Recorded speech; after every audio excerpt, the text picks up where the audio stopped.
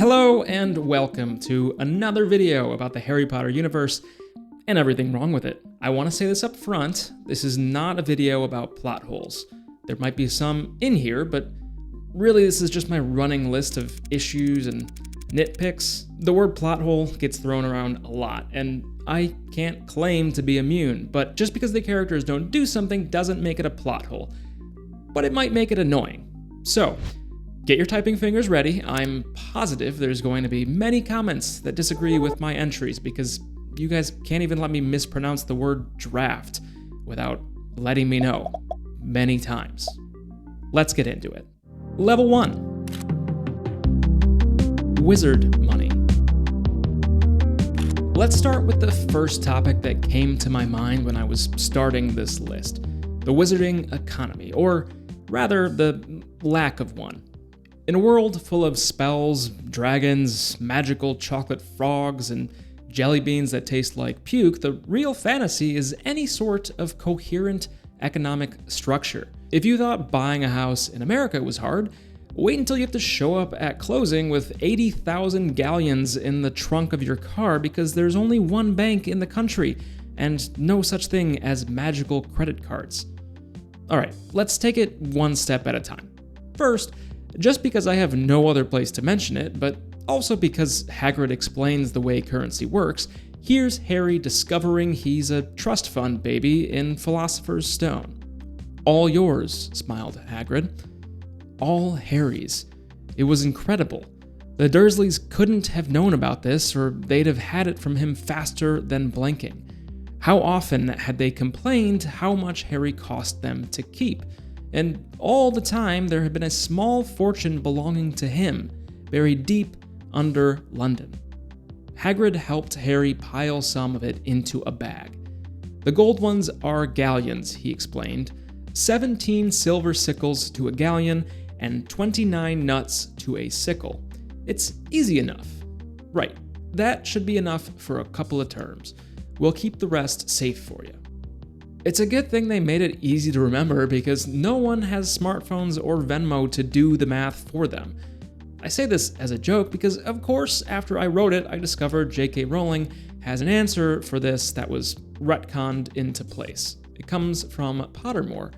Witches and wizards are not averse to laborious calculations, which they can, after all, do magically.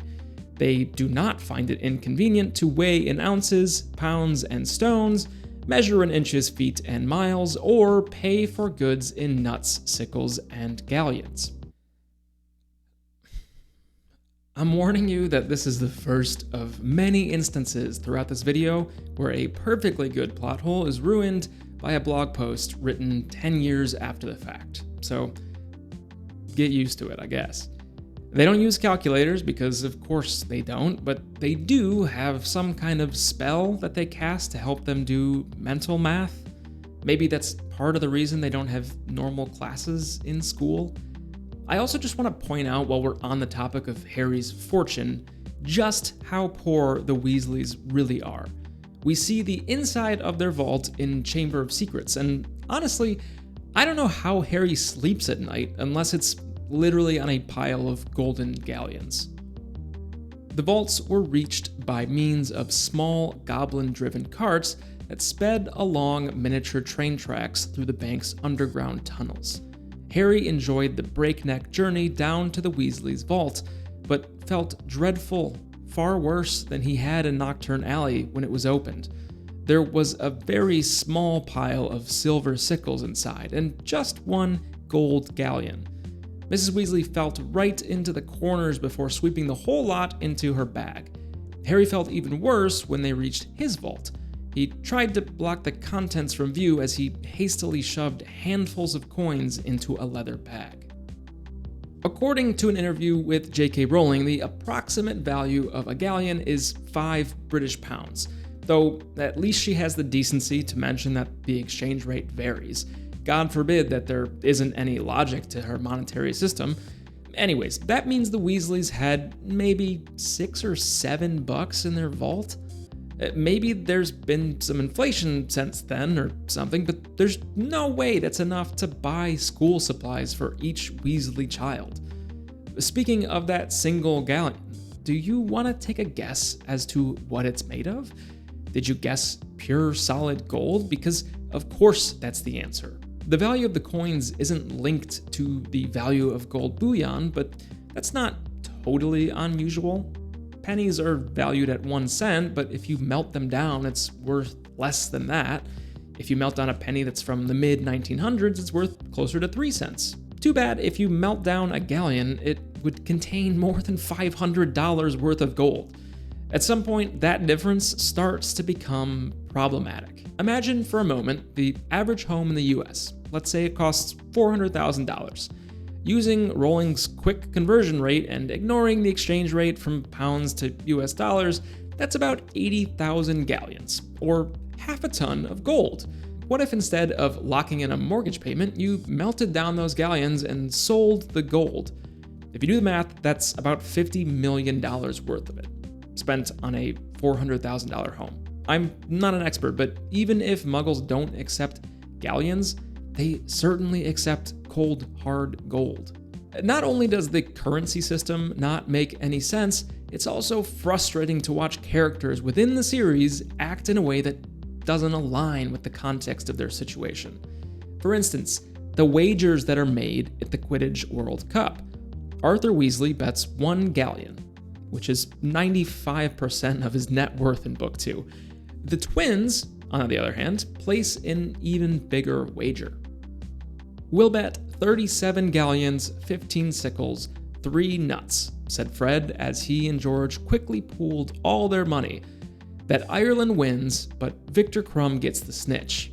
Oh, and we'll throw in a fake wand." Ludo Bagman replies, "I'll give you excellent odds on that one. We'll add 5 galleons for the funny wand then, shall we?" It's mentioned that it's the twins' life savings, but Ludo Bagman never pays out, cheating them out of what must have been a small fortune in their eyes.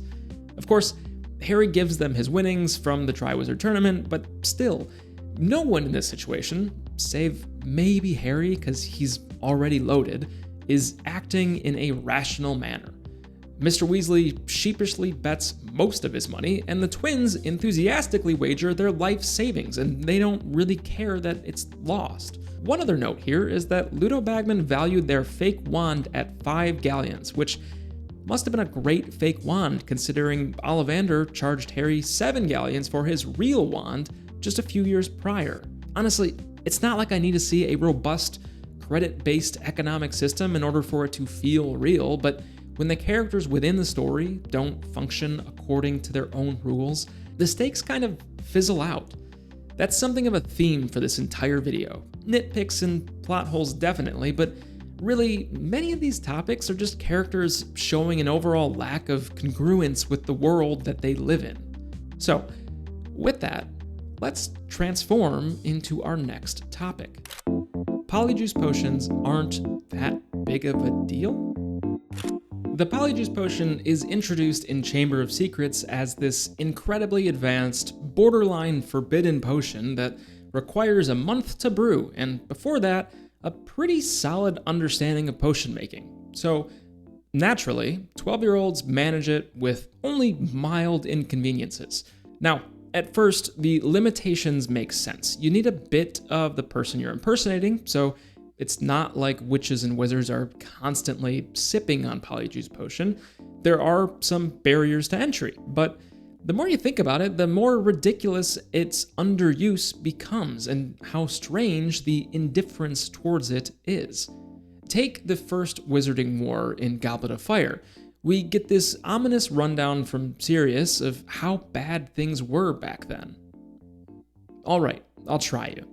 He walked up the cave, back again, and then said, "Imagine that Voldemort's powerful now. You don't know who his supporters are, you don't know who's working for him, and who isn't. You know that he can control people so that they do terrible things without being able to stop themselves. You're scared for yourself, and for your family, and for your friends.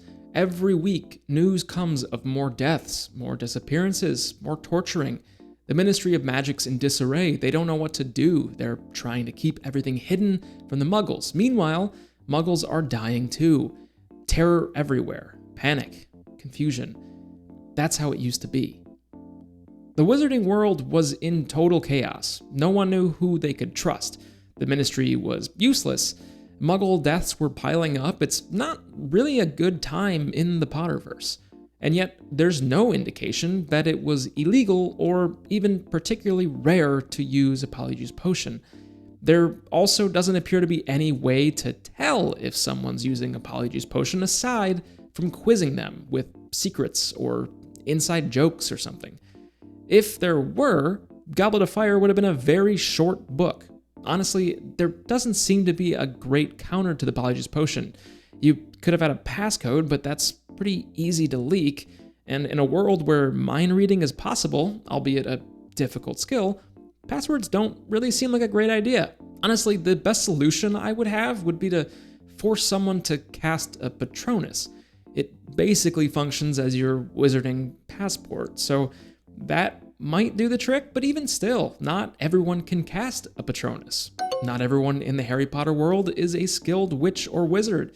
In fact, I'd guess that most are not, which leaves no great way for the masses to prove their identity with 100% certainty. But fine, we'll move on from that. In the Deathly Hallows, we get an entire sequence where everyone turns into Harry, but it's followed by this tense exchange between Harry and Lupin. No sooner had Mrs. Weasley bent over her son than Lupin grabbed Harry by the upper arm and dragged him, none too gently, back into the kitchen, where Hagrid was still attempting to ease his bulk through the back door. "Oi," said Hagrid indignantly. "Let go of him! Let go of Harry!" Lupin ignored him. "What creature sat in the corner the first time that Harry Potter visited my office at Hogwarts?" he said, giving Harry a small shake. "Answer me." "A Grindylow in a tank, wasn't it?" Lupin released Harry and fell back against a kitchen cupboard. What was that about?" roared Hagrid. "I'm sorry, Harry, but I had to check," said Lupin tersely. "We've been betrayed. Voldemort knew that you were being moved tonight, and the only people who could have told him were directly involved in the plan. You might have been an imposter." "So why aren't you checking me?" panted Hagrid, still struggling to fit through the door. "You're half giant," said Lupin, looking up at Hagrid. "The Polyjuice potion is designed for human use only." Alright, Lupin pieces together that they've been betrayed. Lupin, who was present for the mass Polyjuice potion party just hours earlier, is understandably paranoid and justified in confirming Harry's identity, and yet nobody else is getting checked. Not Tonks, not Kingsley, not Mr. Weasley, just Harry.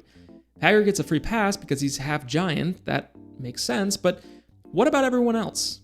Before you comment, yes, I know it could have happened off the page. I know, I get it. I'm just speculating here, okay? Just hold your horses. If impersonation is such a threat that you need to aggressively quiz Harry, why wasn't this standard protocol every time the order met? Did they ever think to check Mad-Eye Moody after the whole Barty Crouch Jr. incident? One of their most powerful members was kidnapped. Barty Crouch Jr. is able to trick everyone for an entire school year, and yet nobody developed a healthy level of paranoia. Except Lupin. One time. Quidditch World Cup panic.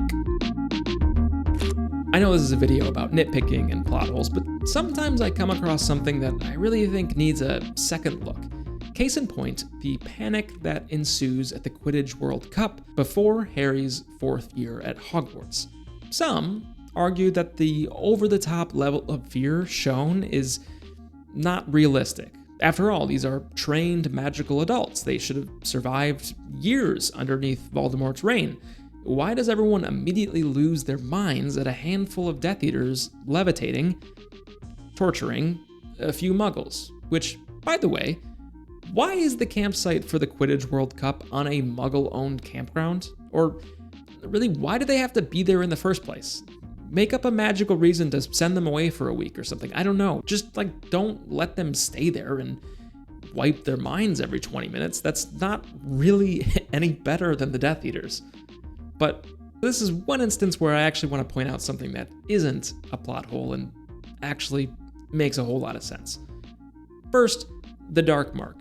Ron is skeptical at first because he's never seen it and he doesn't know the history, but Mr. Weasley quickly sets him straight. "I told you, it's you-know-who's symbol, Ron," said Hermione before anyone else could answer. "I read about it in The Rise and Fall of Dark Arts, and it hasn't been seen for 13 years, said Mr. Weasley quietly. Of course people panicked.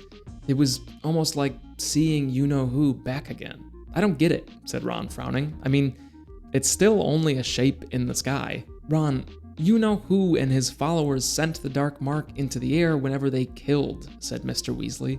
"The terror it inspired, you have no idea. You're too young. Just picture coming home and finding the dark mark hovering over your house and knowing that what you're about to find inside." Mr. Weasley winced. Everyone's worst fear. The very worst. It's really not just about the shape in the sky, it's about what it represents.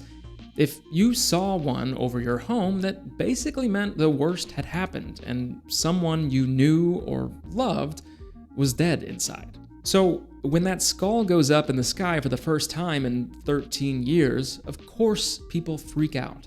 Imagine you lived through a reign of terror where anyone could be murdered at any time, and the one way you'd be sure to remember was a giant neon green skull and snake in the sky. Now imagine that symbol appears again after more than a decade of peace. It's traumatic. And then there's the fact that at this point, nobody actually knows how dead Voldemort really is. Sure, Dumbledore and a few others suspect he's not totally gone, but for the average witch or wizard, it's been pretty quiet for over 13 years. And the Death Eaters who weren't in Azkaban have mostly been lying low, pretending they were never part of Voldemort's gang. So, when they suddenly reappear, tormenting muggles no less, it's not just some isolated attack, it's basically reliving a nightmare. And Voldemort aside, the Death Eaters didn't even really need him to be that terrifying. They spent years as a terrorist group, freely torturing and murdering anyone they chose.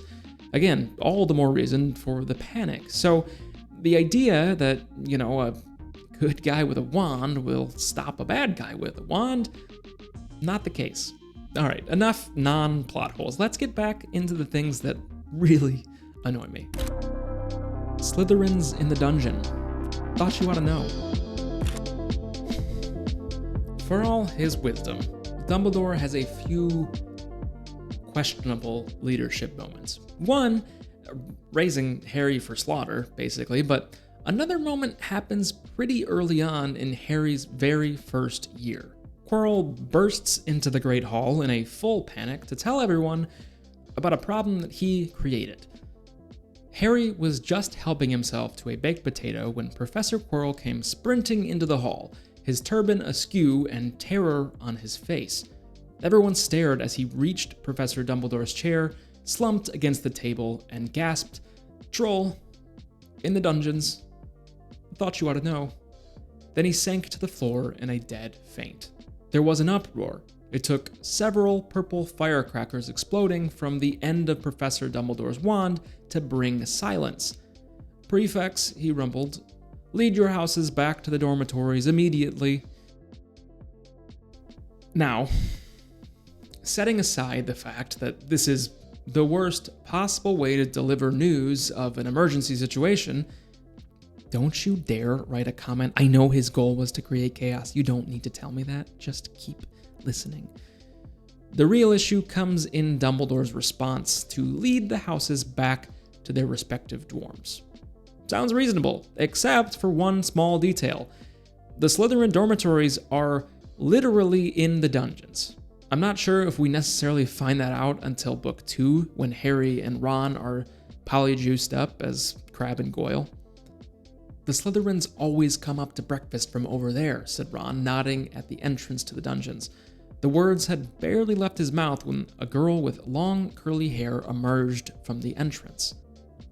"There is an active troll threat in the dungeons, and the first course of action is to send roughly a quarter of the student population directly toward it."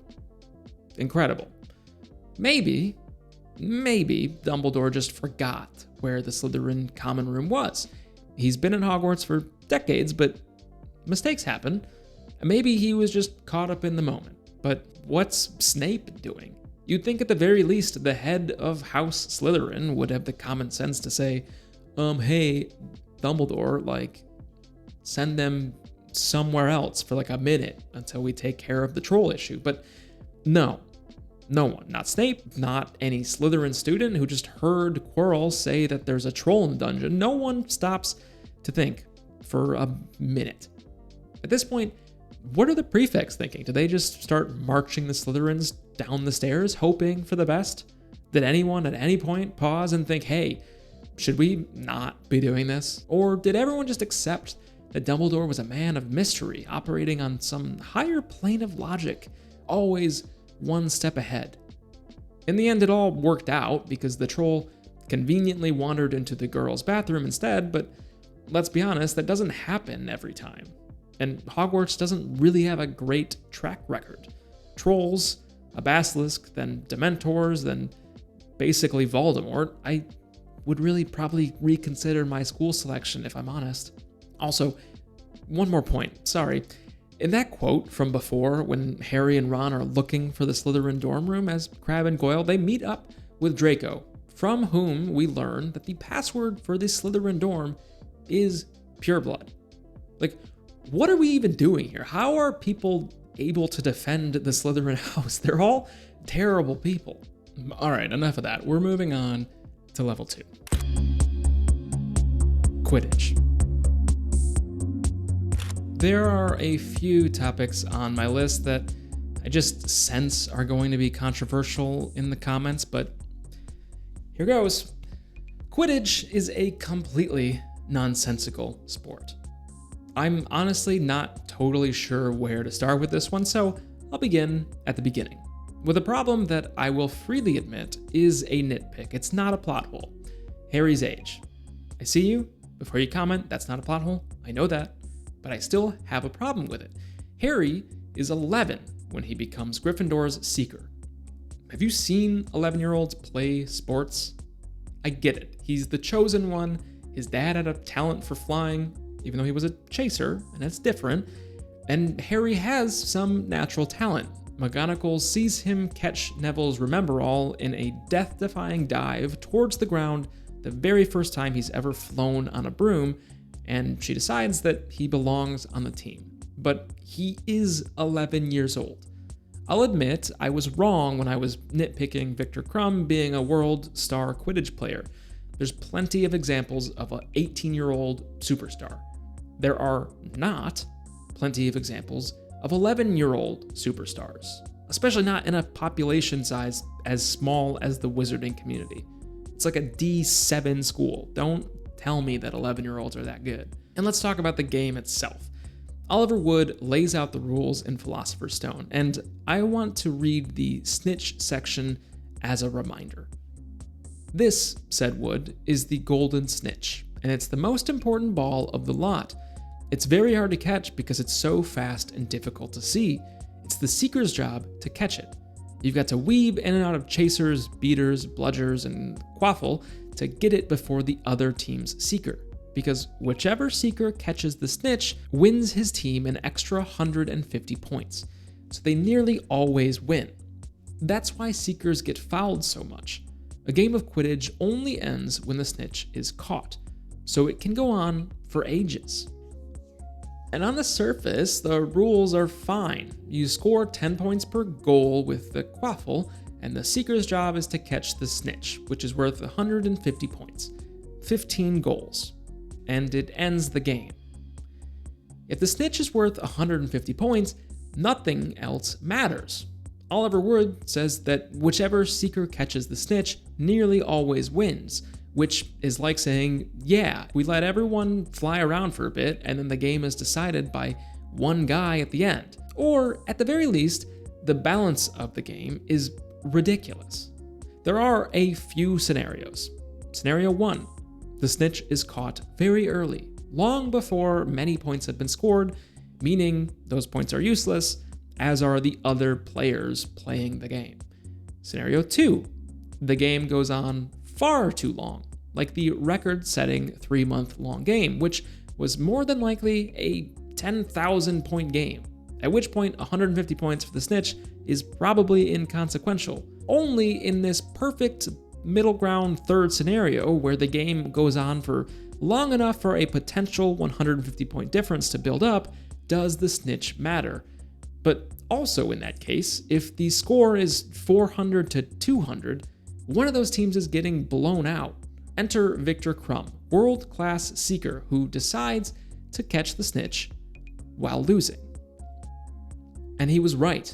For the second time, Lynch hit the ground with tremendous force and was immediately stampeded by a horde of angry Vila. The snitch! Where's the snitch? Bellowed Charlie along the row. He's got it. Crumb's got it. It's all over, shouted Harry. Crumb, his red robes shining with blood from his nose, was rising gently into the air, his fist held high, a gold glint in his hand. The scoreboard was flashing Bulgaria 160, Ireland 170 across the crowd, who didn't seem to have realized what had happened. Then slowly, as though a great jumbo jet were revving up, the rumbling from the Ireland supporters grew louder and louder, and erupted into screams of delight. "Ireland wins!" Bagman shouted, who, like the Irish, seemed to be taken aback by the sudden end of the match. Crumb gets the snitch, but Ireland wins. Good lord, I don't think any of us were expecting that. Ireland is ahead by more than 150 points. Crumb sees the snitch, and instead of waiting for his team to maybe bring the score back into range, he just grabs it anyway, ending the game. You might be saying, well, if he didn't grab it, the other team would.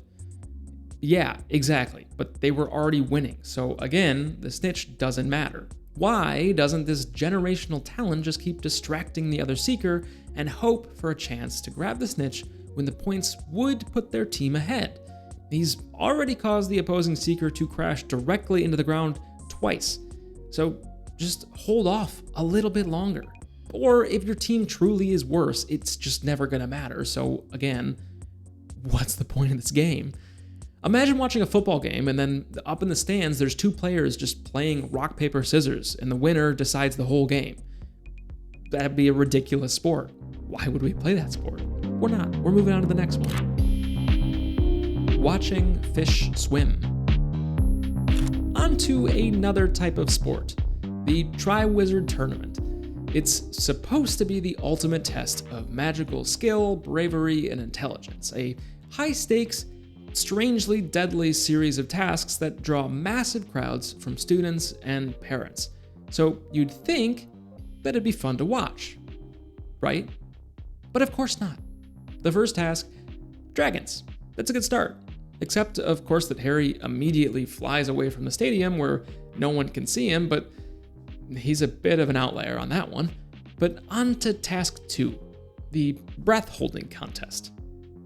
As he pounded down the lawn, he saw that the seats that had encircled the dragon's enclosure in November were now ranged along the opposite bank, rising in stands that were packed to the bursting point and reflected in the lake below.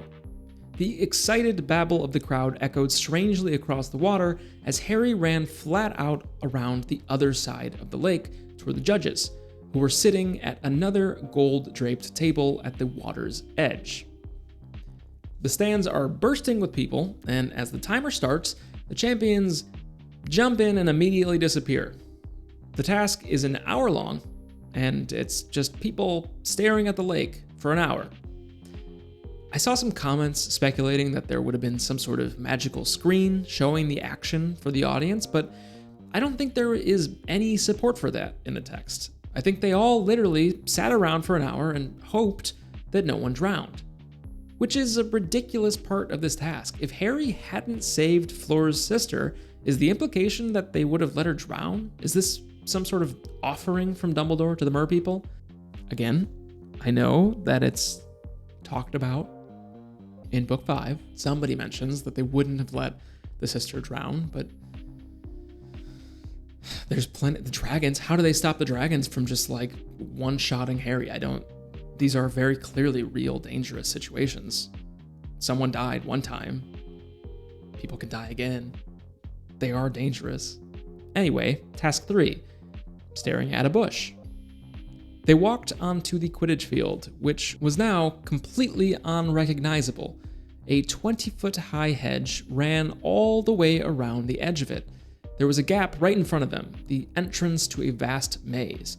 The passage beyond it looked dark and creepy. "We're going to be patrolling the outside of the maze," said Professor McGonagall to the champions. "If you get into difficulty and wish to be rescued, send red sparks into the air, and one of us will come and get you. Do you understand?" The champions nodded. The final task takes place inside a giant towering maze, where nobody can see anything. The champions enter, the hedges close behind them, and then the audience, their entire experience, consists of waiting. I will front run the comments a little bit here. I know there are plenty of sports where spectating is pretty much all you do, and standing around and you drink beer and watch, and I get it. Golf is not honestly that far off from the Triwizard Tournament. The only difference is the stakes of golf are not death. It's not like if you get a bogey, they kill you or drown your sister. And also, at least something still happens. They don't just disappear underwater the whole time and then, come up at the very end. Not a very good sport. Not a good event either. Hermione just needed an academic advisor.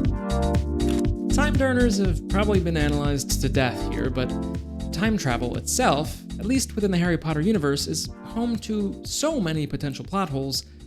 I get it. I just have a feeling that they've all been talked about at this point. And honestly, I think they're a little overstated. Are there arbitrary rules around the time turners that were introduced after the fact, like being limited to only going back 5 hours into the past? Yes. Is it a bit cheap that apparently every time turner was destroyed by Harry and crew in the Order of Phoenix? Absolutely. Do I really want to talk about that? Yeah, not particularly, but I do have one other potential application, you might call it, for the time turner. I want to focus first on Hermione's class schedule, which I will then extend into the depths of weird fan theories. We don't get to see most of the classes Hermione attends because characters generally don't exist if Harry's not in the same room with them. But we do have one snippet from Ron where he calls out what he thinks is a mistake early on in Book 3. "Hermione," said Ron, frowning as he looked over her shoulder, "they've messed up your schedule. Look, they've got you down for about 10 subjects a day. There isn't enough time." "I'll manage. I've fixed it with Professor McGonagall." "But look," said Ron, laughing, "see this morning, 9 o'clock divination, and underneath, 9 o'clock Muggle studies." And Ron leaned closer to the schedule, disbelieving. "Look, underneath that, arithmancy, 9 o'clock. I mean, I know you're good, Hermione, but no one's that good.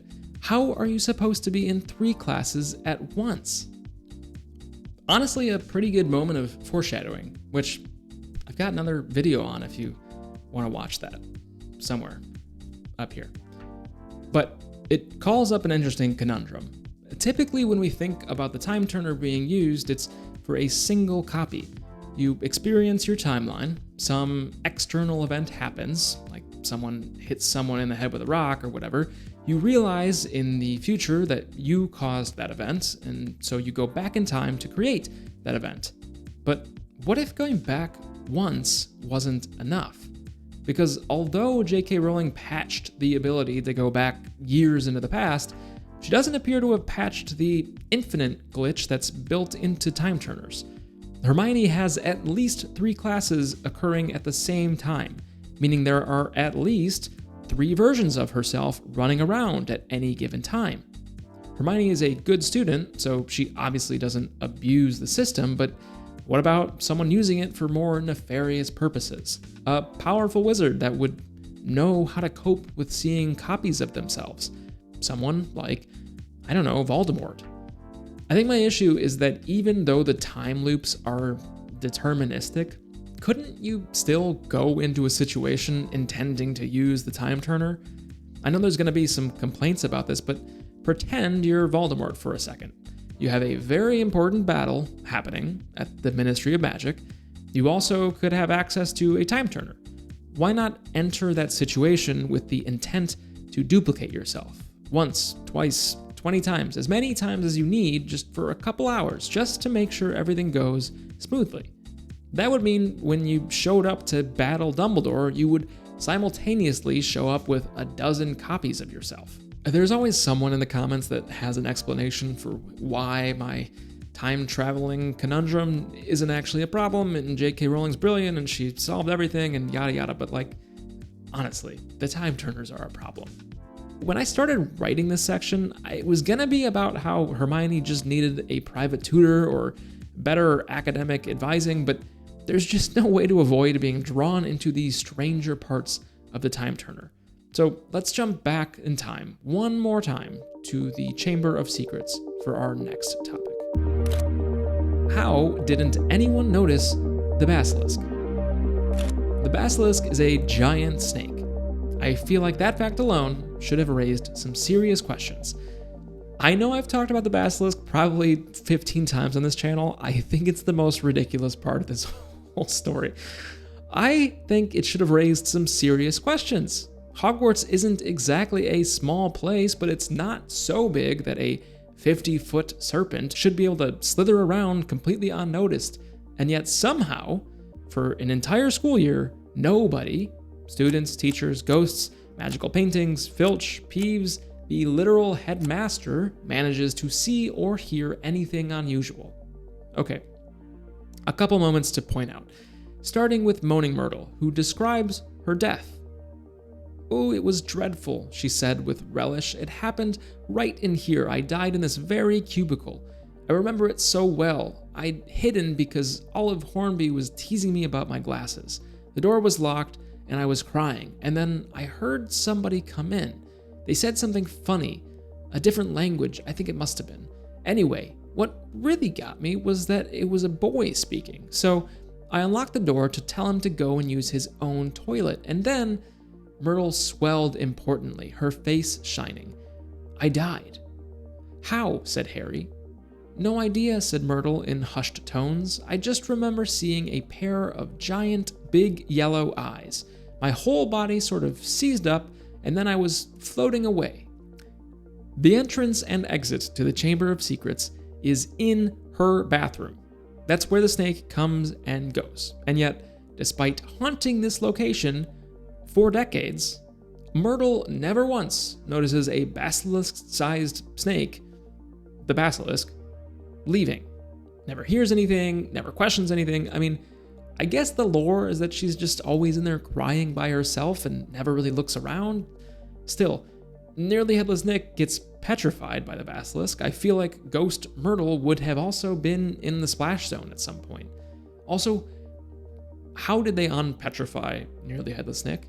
Do they just hold the potion in the middle of his body? Is that good enough? Regardless, there are other hints that should give away something. For instance, the hissing. And then Harry heard it. Rip, tear, kill. It was the same voice, the same cold, murderous voice he had heard in Lockhart's office.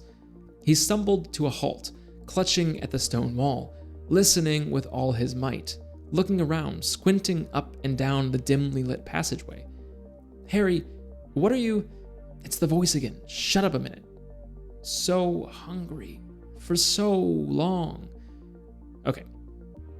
We know Parseltongue isn't like a mind-to-mind communication. It's a spoken language. People can hear it. In Chamber of Secrets, Harry hears the basilisk as it moves through the walls. How doesn't anyone else hear this? If you type in the comments that other people don't speak Parseltongue, I'm going to ban you.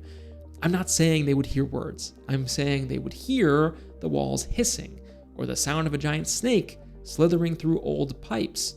I get that it might be like the sounds of just like toilets flushing and everything, but I mean, still, it has a rhythm to it. It's not just like steam. It's a little bit more than that. And also, moving snakes don't make the sound of steam. I also want to get into Dumbledore here, but there's so much to talk about, I'm going to save it for its own section, and then we'll come back to it. For now, I'm going to move down to level 3. Alohomora Arms Race. Alohomora is way too powerful. This one spell, taught to first years, can unlock almost anything. If Alohomora worked all the time, Gringotts wouldn't exist. Azkaban wouldn't exist. The entire concept of locks wouldn't exist, because what's the point? At least until we learn about a little retcon that I just have to talk about, because it's just so frustrating. Let me remind you here, this is not a video necessarily about plot holes, it's problems that I have. Annoyances, if you will. This topic is not entirely about Alohomora, although that's the script that I've written. This applies to most of the magic and the general logic of J.K. Rowling. Create a spell or magical system full of issues and then retroactively publish blog posts that patch those issues. I think this is one of the main reasons people criticize the writing. I enjoyed the Harry Potter books as a kid, but when you start to compare the world building of the series with another fantasy story, it falls flat. I really want to make a video on The Name of the Wind and the Kingkiller Chronicles, so maybe I'll work on that next, but I'm currently reading through it again, and for all the issues people have with Patrick Rothfuss, his stories are a joy to read because the world is so layered. The smallest turns of phrase have potentially enormous implications that aren't brought to fruition for years and years and years and maybe forever. But anyways, back to Alohomora. This comes from what I believe was a guidebook that was released with a Harry Potter game all the way back in 2012. Then came the fateful day when Blagden Blay, a wizard who had been burgled 19 times in 2 weeks, succeeded in inventing an anti-Alohomora charm. In a single night, the wizarding doors of London were sealed shut and task forces were dispatched to protect Muggle houses too. Enter Blagden Blay, a ridiculous name who, after being robbed 19 times in 2 weeks, which means more than once a day, finally invents a counter charm. Apparently, the entire wizarding world just let people magically break into their homes until this one guy had enough. That means before Blagden, burglars weren't sneaking around at night, they were just yelling Alohomora at people's doors and walking in. For however many centuries Alohomora existed beforehand? Like, this is the magical equivalent of realizing that maybe passwords should be longer than one single letter. And even with this retcon, it's really only relevant when it makes sense for the plot. Alohomora works in some cases, like in Book 1 when Dumbledore is testing the trio, but not in others, like when they discuss breaking into Umbridge's office in Book 5. The spell goes from being a universal unlock button to something that only works when the plot allows it, which is frustrating. Onto another frustrating topic. Sirius Mirror. Harry Potter has never been one for caution. He breaks school rules with regularity, charges headfirst into dangerous situations, and generally treats safety as optional. So when Sirius Black hands him a magical two-way mirror, one that would let Harry communicate instantly with him, you'd think he'd use it. Sirius had beckoned him to his side. "I want you to take this," he said, quietly thrusting a badly wrapped package roughly the size of a paperback book into Harry's hands. "What is it?" Harry asked. "A way of letting me know if Snape's giving you a hard time." "No, don't open it here," said Sirius, with a wary look at Mrs. Weasley, who was trying to persuade the twins to wear hand-knitted mittens. "I doubt Molly would approve, but I want you to use it if you need me, all right?" "Okay," said Harry, stowing the package away in the inside pocket of his jacket, but he knew he would never use it, whatever it was. Sirius gives Harry the mirror as a way to keep in touch. It's framed as a lifeline, a tool to let Harry reach out if he's in trouble, and what does Harry do? He acknowledges it, puts it in his pocket, and immediately forgets about it. I know that Harry doesn't know what Sirius gave him, but he does acknowledge the purpose of the gift. He knows that in some way it will let him communicate with Sirius. Now, maybe you could argue that Harry doesn't want to use the mirror because he's being cautious, which is what he claims a few lines later, that he doesn't want to risk getting Sirius caught by contacting him and drawing him out of hiding. But this is Harry Potter we're talking about. The same person who flew straight into the Ministry of Magic with a bunch of other students knowing full well that danger was ahead. He is not a paramount of restraint. And that brings us to the really frustrating part.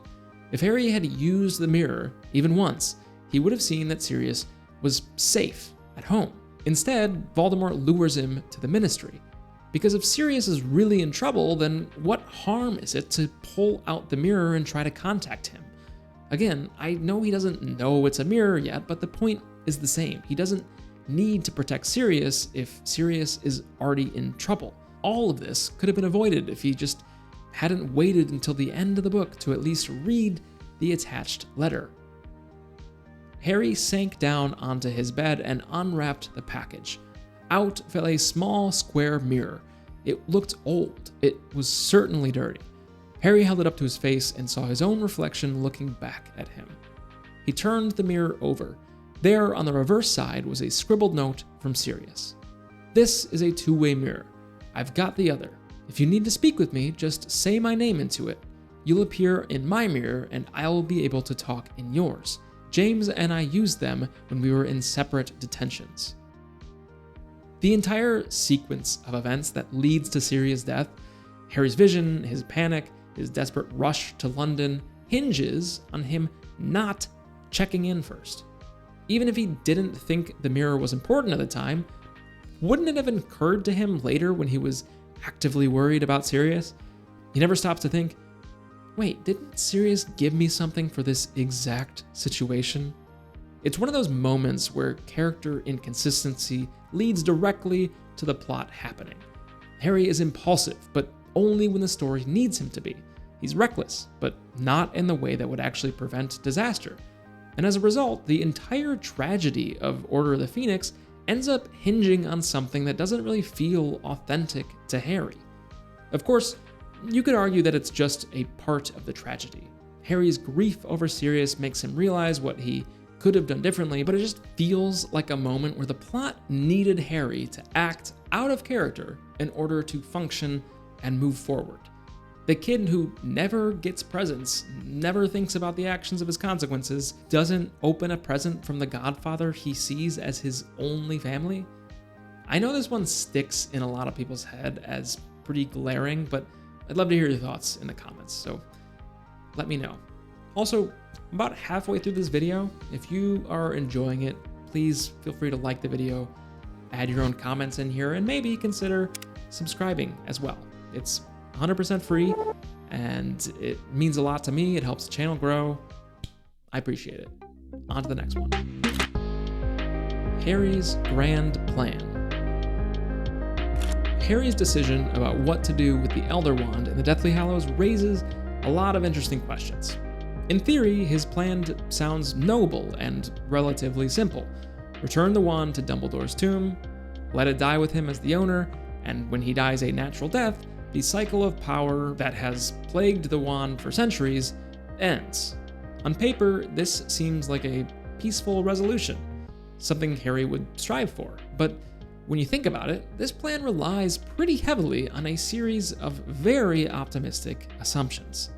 First, the context from Deathly Hallows. "I'm putting the Elder Wand," he told Dumbledore, who was watching him with enormous affection and admiration, "back where it came from. It can stay there. If I die a natural death like Ignotus, its power will be broken, won't it? The previous master will never have been defeated. That'll be the end of it." Dumbledore nodded. They smiled at each other. For one, Harry is, at the end of the day, still a target. He's not some random wizard who can fade into obscurity after defeating Voldemort. He is, in fact, directly responsible for the downfall of the Dark Lord, the man who brought terror to the wizarding world for decades. And despite Harry's victory, Voldemort's followers are still out there. The idea that no one would come after Harry in the years to follow is wishful thinking, at best. There's a lot to talk about here. For starters, Harry decides to become an Auror when he enters the adult wizard workforce, which is essentially a job where you get into magical duels with dangerous people for a living. It's not exactly a profession that, statistically speaking, lends itself to a peaceful, natural death. Harry has already been in numerous life-threatening situations, and there's no reason to believe that's just because Voldemort is dead, everyone who's ever had a grudge against him is going to suddenly let it slide. The risk of retribution is high, so if Harry does get into a duel and ends up defeated, the Elder Wand will switch allegiance to whoever bests him, and now that person has control of the most powerful wand in existence, though admittedly they probably wouldn't know it. In this context, Harry's idea feels less like a careful, well-thought-out strategy and more like a hopeful wish that he'll never be defeated, never be targeted, and that the wand will simply stop mattering if he lives a quiet life, which is a lot of what-ifs for something as important and powerful as the Elder Wand. While Harry's heart is in the right place, I don't think his plan accounts for the very real risks he faces every day. To complicate matters, the films present a different solution altogether. Instead of returning the wand to its rightful place, Harry snaps it in half and throws it away. I'm honestly a little torn on this. On one hand, it feels more like a decisive end to the Elder Wand, and on the other hand, I'm kind of surprised how fragile it is. Ultimately, Harry's plan feels a little bit too reliant on chance. He's staking the chance of a future dark wizard having control of the wand on the chance that he'll never lose in a fight. So, in some ways, it seems like Harry hasn't really learned anything from his hero's journey. He's still a headstrong, impulsive, risky individual. A true Gryffindor. Wizarding childhood. One of the more puzzling aspects of the Harry Potter series is the apparent lack of a traditional childhood for many of the magical kids. Take the Weasleys, for example. They live in an area populated by other wizarding families, yet when they arrive at Hogwarts, they don't seem to know anyone. Arthur Weasley knows other adult wizards, but when it comes to his kids' generation, they appear to be strangers to each other. It's as if their childhoods are somehow isolated. And this raises a bigger question. Do these magical children actually have childhoods? We don't know much about how closely they live together, but there are a few hints, like this conversation at the start of Goblet of Fire. "Must be nearly time," said Mr. Weasley, quickly pulling out his watch again. "Do you know whether we're waiting for any more, Amos?" "No, the Lovegoods have been there for a week already, and the Fawcetts couldn't get tickets," said Mr. Diggory. "There aren't any more of us in this area, are there?" "Not that I know of," said Mr. Weasley. "Yes, it's a minute off. We better get ready." The Weasleys are at least somewhat nearby to the Lovegoods and the Diggorys. Arthur Weasley interacts with fellow witches and wizards regularly, so one would assume the kids might have made connections with others from nearby families. After all, kids play with their neighbors, they share classes long before age 10, and at the very least recognize one another when they meet. But when the Weasley children arrive at Hogwarts, none of them seem to have any pre-existing relationships with the other magical kids. They don't appear to be familiar with the Lovegoods or the Diggorys, or any of the other kids that they meet.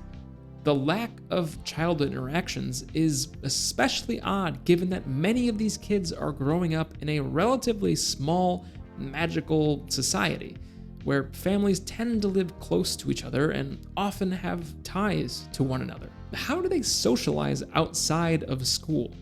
If the wizarding community is so tight-knit, how do these kids manage to develop friendships and relationships before they attend Hogwarts?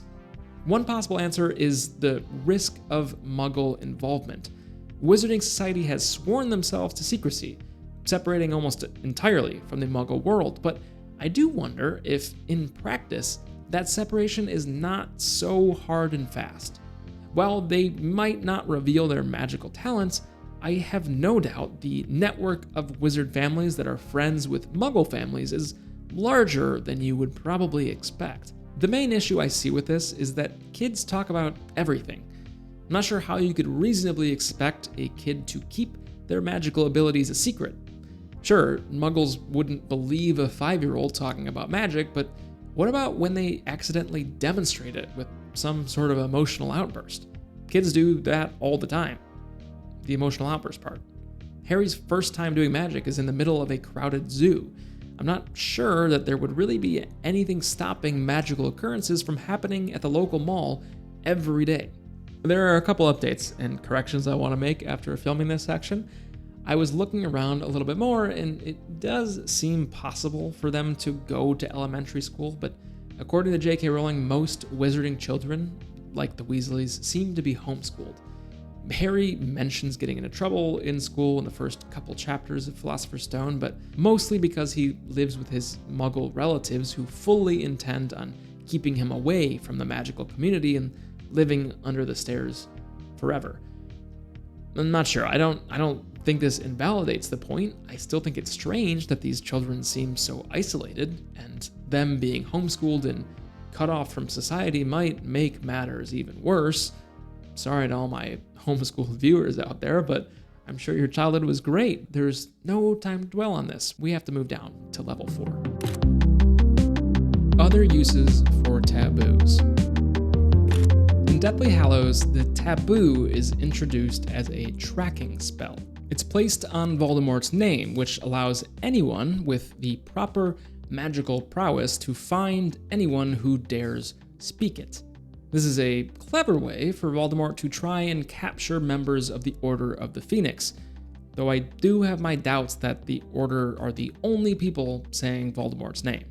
It seems like you would send Death Eaters on a lot of fool's errands, but what do I know?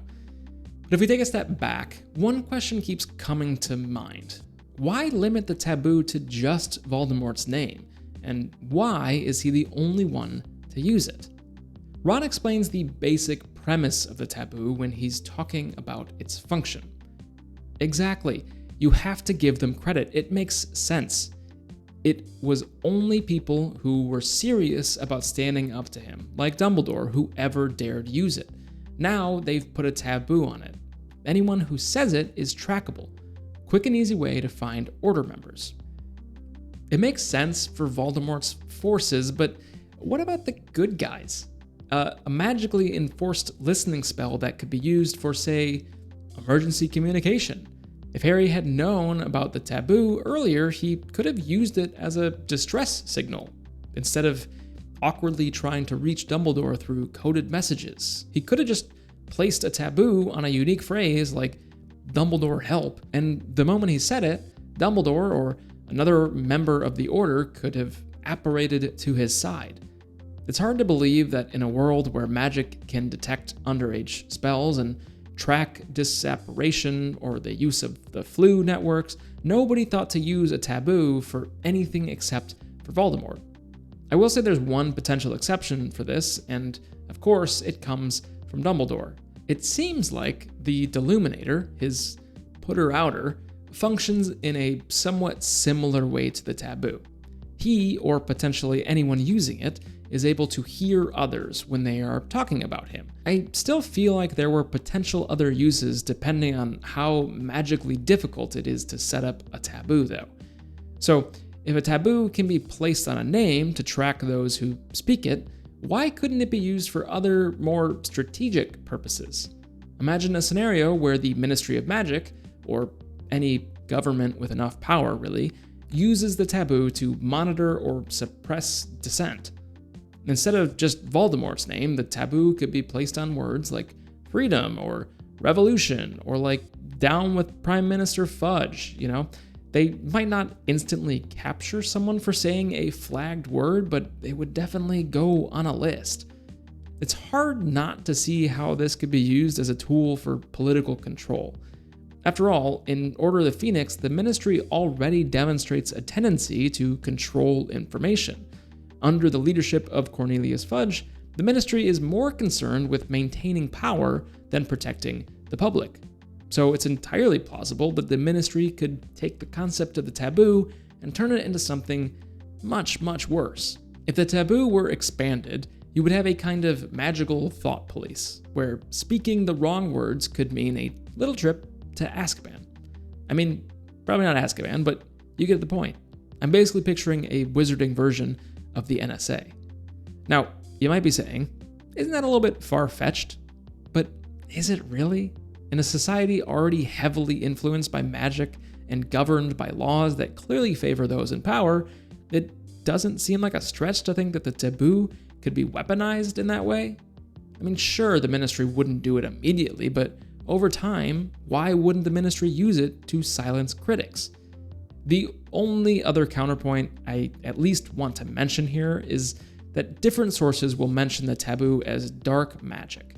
And I don't know if that's because it's being used for dark purposes, or if it's actually evil in some way, as in preparing the spell requires some kind of evil act in order to cast it.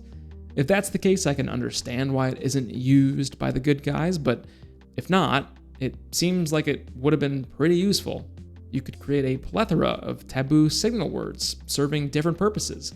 One word means I need help, another one means like all clear. Basically like cop radio codes, you know? All right, 10-4. Moving on to the next topic. Did Dumbledore really not know about the Basilisk? If there's one thing we can all agree on, it's that Dumbledore is an incredibly intelligent and perceptive wizard.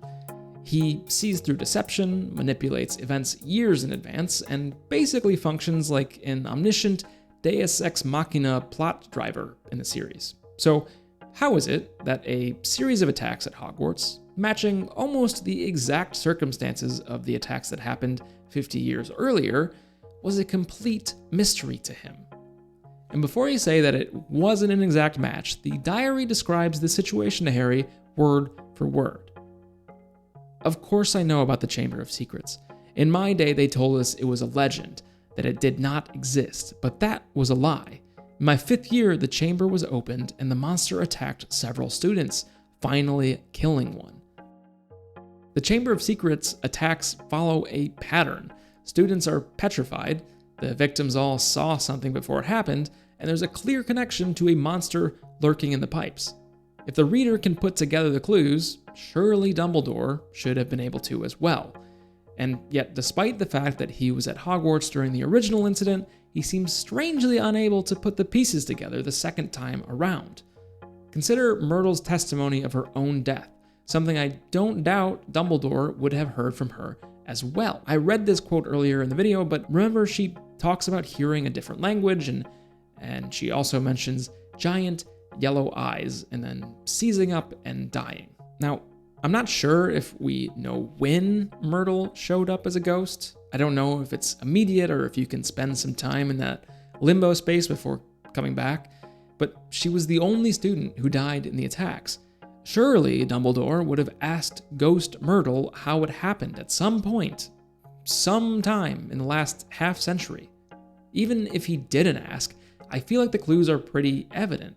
There's been one death, and then other related attacks have caused, I'm assuming, semi-permanent petrification. It's not like it was some kind of spell that wears off after a couple hours. It really doesn't leave that many options for Dumbledore aside from a basilisk. But okay, as a counter-argument, it's possible he didn't put the puzzle pieces together the first time around, but considering Hermione's able to piece it together in a few months, you'd think that our brilliant Dumbledore would have been able to. The logical issue here, though, is even if he had figured it out, I guess I'm not sure how we were supposed to have him act on the knowledge. Does he panic the school and tell everyone to walk around with their eyes closed? That also wouldn't work super well on the Basilisk because it still has super deadly venom. It's still pretty lethal, so I don't exactly know what he could have done. The other possibility is that he was secretly allowing Harry to work through the issue on his own, but that seems problematic for a whole host of other reasons. If I'm honest, the real answer is that Chamber of Secrets is written for children, and the unfortunate side effect is that I think Dumbledore simply isn't as cunning of a character in Book 2 as he is in Book 6. And the problems facing Harry, Ron, and Hermione, as well as the school, have been downgraded to a kid's level for the audience. But that's not really the most exciting answer, so lucky for you, I've got a great topic up next. Are you feeling lucky? Felix Felicis, or Liquid Luck, is one of those potions that feels like it should be world-breaking. Take a sip, and suddenly everything goes your way. Conversations flow smoothly, spells land perfectly, and you move through the world with the ease of someone who always makes the right choice. Harry himself experiences this firsthand in Half-Blood Prince, pulling off feats of magic he struggles with under normal circumstances. So why isn't this potion a staple of wizarding life? Slughorn offers an explanation, and we'll start there. Yes, it's a funny little potion, Felix Felicis, said Slughorn, desperately tricky to make and disastrous to get wrong. However, if brewed correctly, as this has been, you will find that all your endeavors tend to succeed, at least until the effects wear off. Why don't people drink it all the time, sir? Said Terry Boot eagerly. Because if taken in excess, it causes giddiness, recklessness, and dangerous overconfidence, said Slughorn. Too much of a good thing, you know. Highly toxic in large quantities, but taken sparingly and very occasionally. He trails off. He's saying that Felix Felicis is tricky to make, dangerous in excess, and can lead to overconfidence if you use it too much. But let's be honest, those don't exactly seem like deal breakers to me. Plenty of powerful magic has drawbacks, and yet wizards still use it. Apparating incorrectly can split you in half. Polyjuice potions seem difficult to brew and potentially pretty easy to mess up, and yet people use them all the time. And even simple spells can backfire. That doesn't stop anyone from learning and using them all the time. So what makes Liquid Luck any different? Sure, it's rare now, but so was every major technical advancement at some point. I'm sure if some venture capital group put a bunch of galleons together, somebody could figure out a mass production process. That said, this is one of those times where you realize how undeveloped wizard society is. I couldn't really find any reference to any sort of factory in the Harry Potter universe, but I feel like there must at least be a few, right? Like, there are Firebolt brooms all made in a factory, probably, right? They're not all made by hand, one at a time. They surely have some sort of assembly line putting things together. I know some things, maybe, like wands, make sense to be handcrafted, but others could really benefit from some mass production. Plopping a Walmart right in the middle of Diagon Alley would decimate the economy, shut down locally owned magic shops in exchange for Temu broomsticks. They don't really know what they're missing, you know? And there definitely would be some AliExpress Liquid Luck.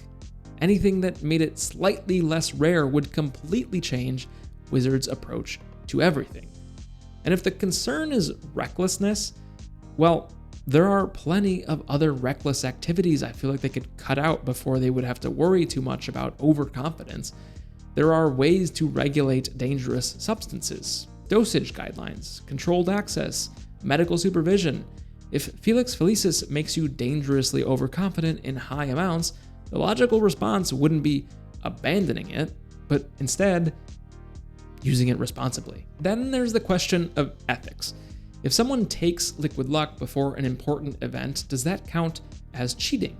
It's at the very least banned from Quidditch as some sort of performance-enhancing drug, but if an Auror drinks a dose before heading into a dangerous mission, is that an unfair advantage or just good strategy? The fact that it exists but isn't commonly used suggests some advantages simply aren't fair.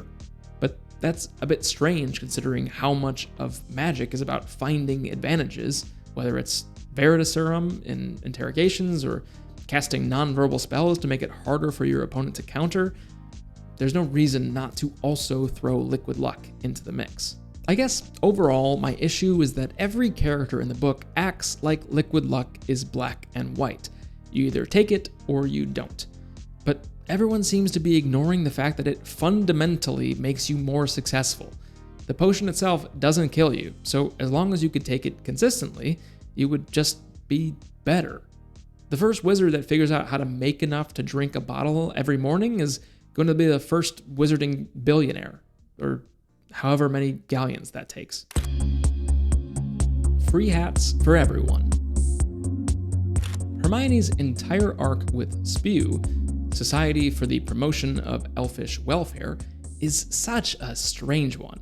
Maybe I haven't really ever paid all that much attention to it, but it just feels out of character for her. That might be more of an issue I'm having with J.K. Rowling than with Hermione, though, but it feels like an instance that is supposed to either show character development for Hermione, or maybe better show a character flaw in her, but it just feels weirdly clumsy to me. It might be the fact that J.K. Rowling introduced this problematic house-elf relationship back in Chamber of Secrets, and we all just have to go along with it for 3 years before having a conversation about it. And then when we finally do, we have Ron and Harry and basically every other character arguing on behalf of slavery. And we're meant to feel like Hermione is doing something crazy. To this day, if you look up conversation threads on SPEW, it's a bunch of people arguing that house elves are inferior and having a master was in their nature, and I'm just gonna move on from that one right now. I'm sure someone's gonna comment something insane about this in the comments, but I'm going to move on. Put that aside, put aside the morals and the ethics of Hermione's crusade, and let's look at the actual approach that she takes. The rules of house elf servitude, as established in Chamber of Secrets, are pretty clear. An elf can only be freed if their master deliberately presents them with clothing. Simply finding an article of clothing doesn't count. Otherwise, the Hogwarts laundry system would be in absolute shambles.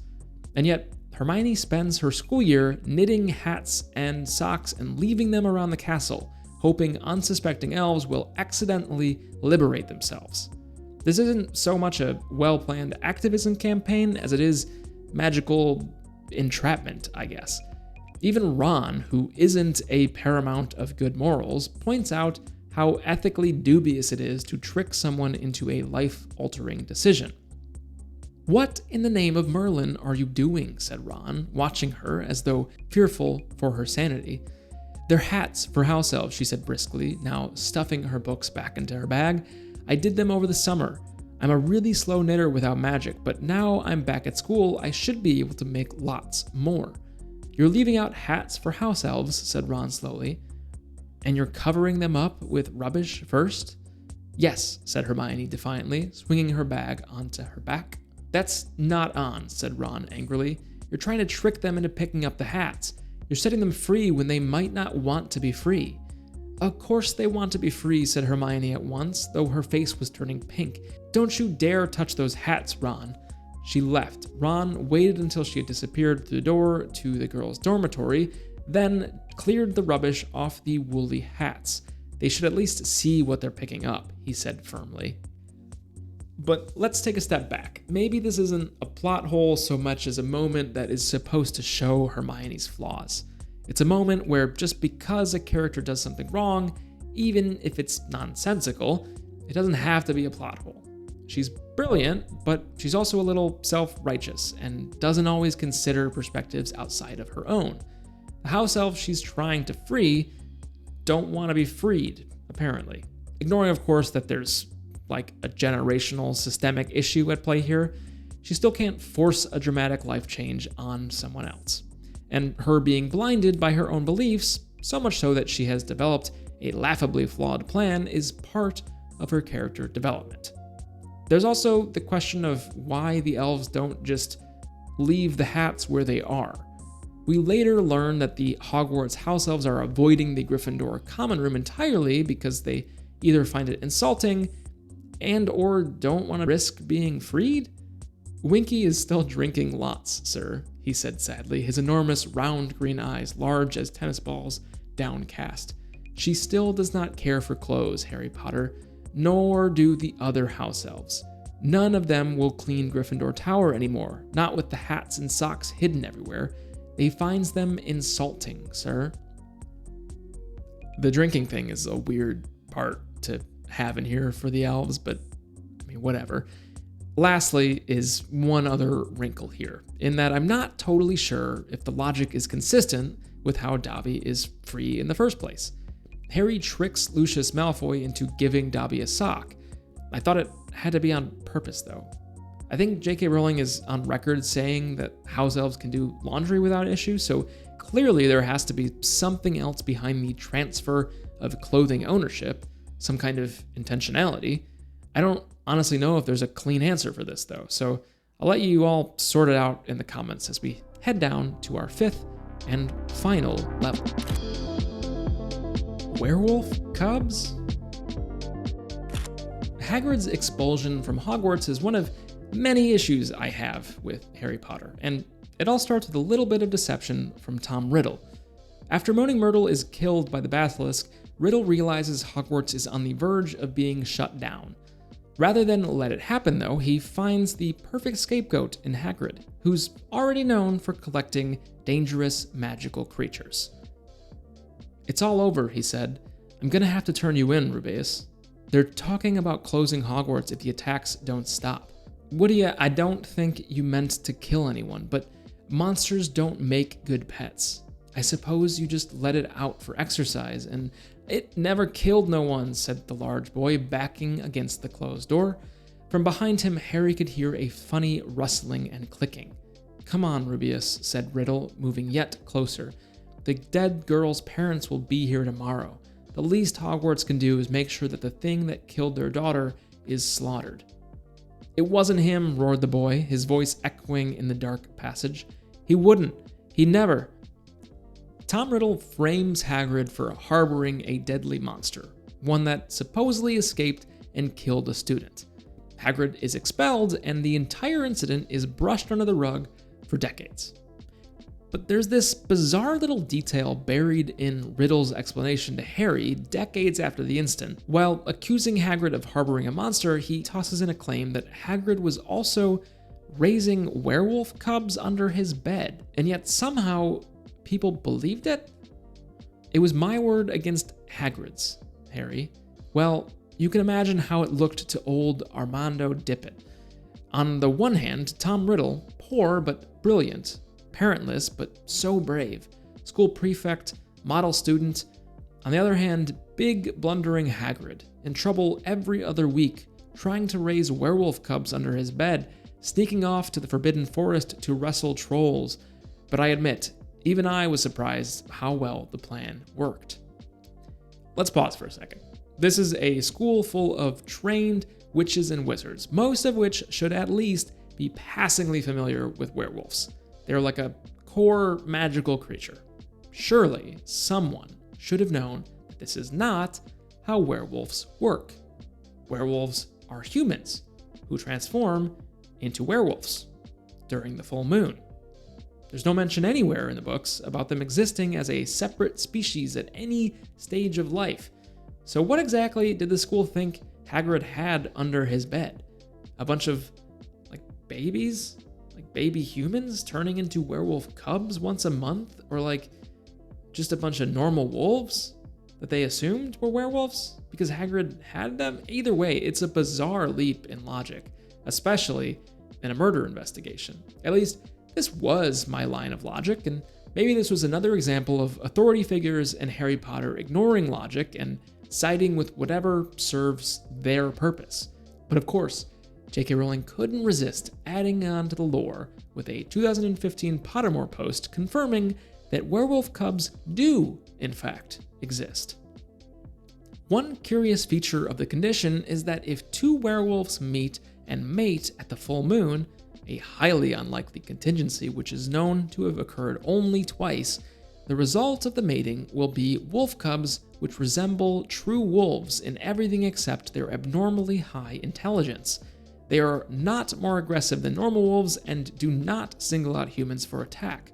Such a litter was once set free under conditions of extreme secrecy in the Forbidden Forest at Hogwarts, with the kind permission of Albus Dumbledore.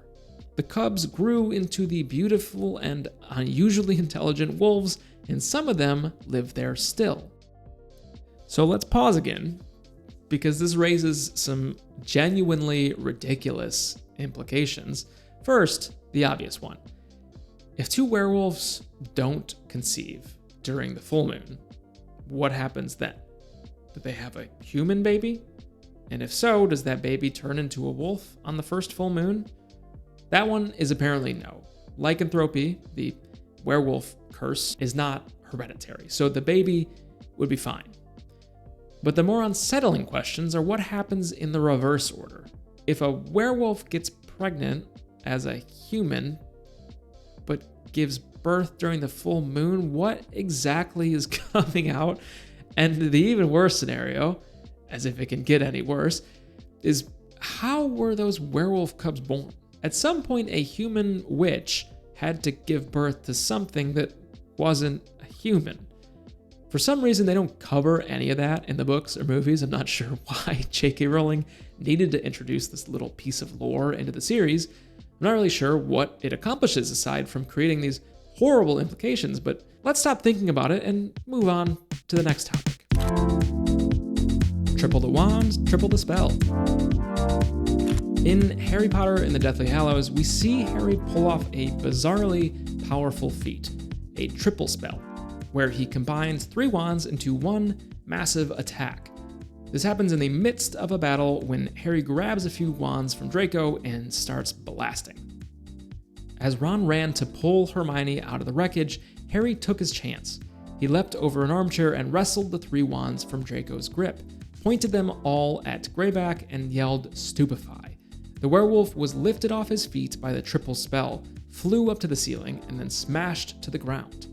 Now, if 3 wands can give Harry this much power, it stands to reason that we could be talking about a new paradigm in magical warfare. Why stop at 3? Why not 5? 10? 100?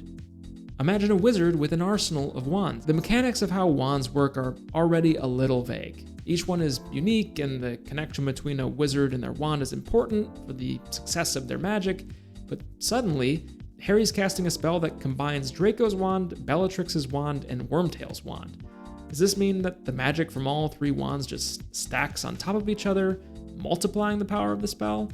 If that's the case, why wouldn't wizards just start carrying around an army of wands and casting spells of absolute destruction?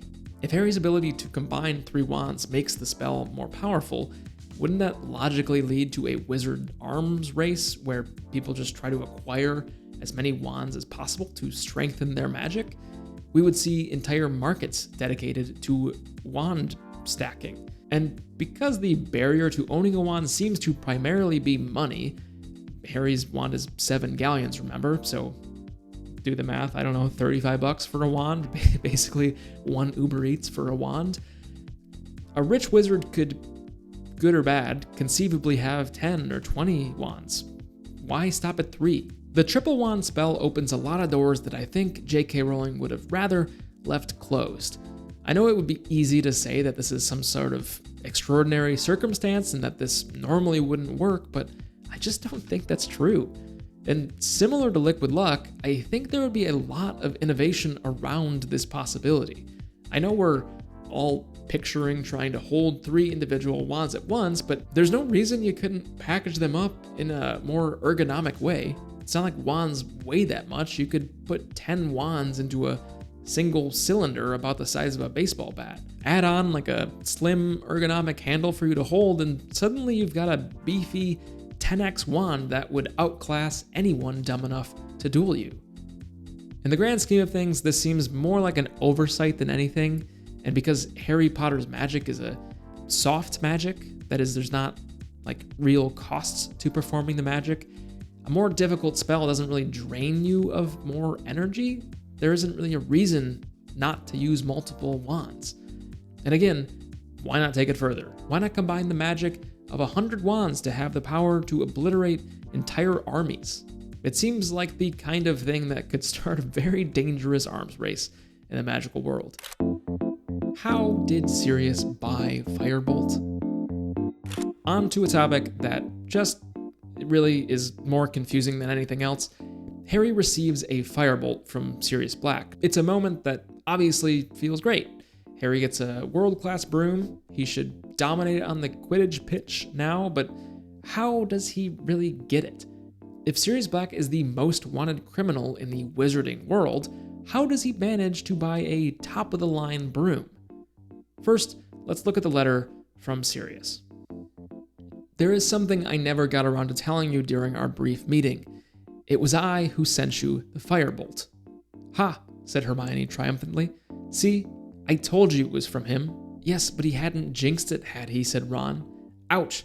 The tiny owl, now hooting happily in his hand, had nibbled on one of his fingers in what it seemed to think was an affectionate way. Crookshanks took the order to the owl office for me. I used your name, but told them to take the gold from my own Gringotts vault. Please consider it as 13 birthdays worth of presents from your godfather. But hang on. If Sirius is a fugitive, how and why does Harry have any control over his vault? Maybe there's some sort of pre-authorization password that would allow a family member to access a vault, but Sirius is a criminal. Shouldn't his assets be, frozen or something? Gringotts isn't a charity, vaults are private, and access is tightly controlled. It's supposed to be the most secure place in the wizarding world, so unless Sirius has some arrangement with the goblins or a loophole in wizard banking law, how is fake Harry even supposed to know about his godfather's vault, let alone use it as the source of his birthday money? Then there's a second problem. Later in Prisoner of Azkaban, Oliver Wood is incredulous about the whole situation. Sirius Black, Harry said wearily. He's supposed to be after me, so McGonagall reckons he might have sent it. Waving aside the information that a famous murderer was after his seeker, Wood said, but Black couldn't have bought a Firebolt. He's on the run. The whole country's on the lookout for him. How could he just walk into the quality Quidditch supplies and buy a broomstick? That's a fair question. As one of the world's most wanted wizards, Sirius should have his assets frozen, his transactions monitored, and his name plastered on every wanted notice. The Ministry of Magic, which prides itself on keeping tabs on dangerous criminals, would hardly allow a known fugitive to freely spend his money, even through his godson. We're forced to suspend our disbelief. On one level, it seems the narrative needs Sirius to show he's still caring and resourceful. He's allowed to find a way to buy the broom because it's the only way to show that he cared for Harry when we eventually get the explanation from his letter at the end of the book. But from a logical standpoint, it doesn't make any sense. Imagine if you took it to the logical conclusion. If a wanted criminal like Sirius can just make purchases without triggering any alarms, how, seriously, are they taking his escape? In my opinion, just an opinion, this is just an instance where the narrative convenience, i.e. moving the plot forward, takes precedence over the internal logic of the world. Part of me hates picking apart a book like this. I never did this when I was reading the books as a kid, and in general I still don't do this when I first read a book, but it's hard to ignore some of these issues, only because I don't think they exist to the same extent in some other well-received novels, at least not the ones that I've enjoyed. I'm rereading Name of the Wind, which is why I'm bringing it up again, but I haven't found the inconsistencies in that world, not at least to the same glaring level that I've found all the time in J.K. Rowling's. I'm all for suspension of disbelief, but when a logical gap is shoved in your face, it's hard to gloss over it. I don't know.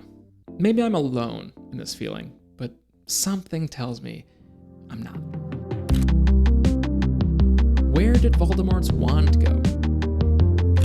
In some sense, this entire story hinges on wands.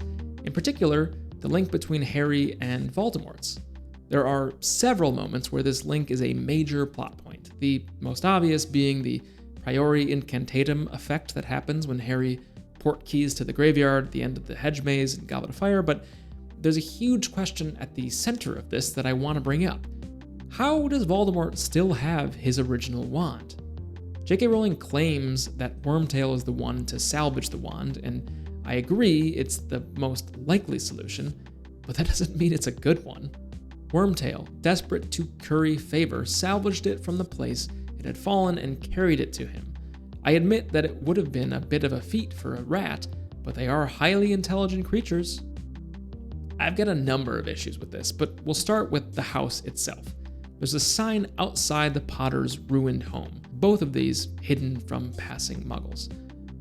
On this spot, on the night of the 31st of October 1981, Lily and James Potter lost their lives. Their son, Harry, remains the only wizard ever to have survived the killing curse. This house, invisible to Muggles, has been left in its ruined state as a monument to the Potters and as a reminder of the violence that tore apart their family. How exactly did a wand survive an explosion that reduced the Potters' home to splinters? We don't often see wands breaking, although there are a couple instances, one being during the Battle of Seven Potters when Harry's wand instinctively fires pure magic at Voldemort's replacement wand and it seems to destroy it. At least it does in the movies. We also have seen a wand break when Ron and Harry crash into the Whomping Willow, so they aren't indestructible by any means. So again, a massive explosion seems like it maybe should have rendered Voldemort's wand unusable, to say the least. And wands are notoriously not able to be repaired except for by the Elder Wand. So if they break, they're broke. If we skip over that to Wormtail actually retrieving the wand, we have to wonder where he even stashed it. If he was sneaking around in rat form, was he carrying it around in his mouth the whole time? He must have had a place to store it at some point because he lives with the Weasleys for a decade, so I guess there's a non-zero chance that the wand was hidden somewhere in or around the Weasleys' house for a while. Separately, I'm mixing things up here, but wouldn't Wormtail have believed Voldemort to be dead at that point? Why would he go through all the trouble to recover the wand? I suppose it's possible he was just searching the rubble to maybe find a body and might have stumbled across the wand, maybe taking it as a memento. That seems to be the most logical conclusion I can come to, but it still requires him holding onto the wand for quite a long time before finding that Voldemort was still alive. Because I don't think he would have known about the Horcruxes, right? I'm not sure if any Death Eaters would have known about the Horcruxes, at least not explicitly. That's half the reason Lucius Malfoy gives the diary to Ginny in the first place. He doesn't know what it is. All the more reason Wormtail recovering the wand doesn't really make that much sense. There's also the matter of when Wormtail gives him back the wand. There are two scenarios, I think, here. One, probably the more likely, is that he doesn't give Voldemort back the wand until he's in weird baby Voldemort form, which also implies that he got the wand back after being revealed in Prisoner of Azkaban. So I guess he wasn't keeping it inside the Weasley's house. He could have buried it somewhere around the house, I guess. But scenario 2 is just as ridiculous, which is that he brought the wand, while in rat form, all the way to Albania, which is like a 1,500-mile trip. Not to mention he'd have to cross the English Channel, which is like 20 miles of swimming for a rat that's also holding a wand in its mouth. Not super believable. In all this, I guess there's also the chance that he transformed out of rat form for some of this. Everything says that he spent the whole time as a rat, but was there really that much risk of being identified in the woods of Albania? Quite honestly, this is teetering on a whole different issue I have, which is why was Peter Pettigrew with the Weasleys in the first place? He could have just left the country and lived somewhere else after faking his death. Why choose to live as a rat? I guess it's part of his whole character, and I know he's like trying to keep tabs on what's happening in the wizarding world, but there's a lot of other ways to do that without living as a rat. Sirius says he's hiding from other Death Eaters who think he betrayed Voldemort, but how hard is it to hide from people when you can do magic? Is it better to live as a rat in hiding than as a human on the run? That's not really the topic at hand, but still perplexing to say the least. All in all, we're forced to believe that Wormtail snatches the wand in his little rat mouth and carries it away and hides it for over a decade. There's a reason I put this at the end, and it's mainly because I just don't have a great solution for any of this. Maybe you do, but I don't. And since I'm all out of explanations, I think that means it's time for the end of the video. After an hour and a half of nitpicks and plot holes and probably a few things you disagreed with, did I get everything on your list? If I didn't, be sure to leave it in the comments. I've been thinking about doing an episode based on all the random questions and topics from the comments at some point, so maybe I'll get around to it there. Also, if you haven't already, do me a favor and click the subscribe button. It helps me make more content for you. It's really a win-win situation here, so it's free. You watch an hour and a half video on Harry Potter, just a little click. Lastly, I've got a bunch of other videos on the channel. So many of them are Harry Potter, some of them are from other fictional series. There's really plenty for you to watch, so go check them out. The number one way you can help the channel is to go watch another video and hopefully enjoy it. All right, that's it for me.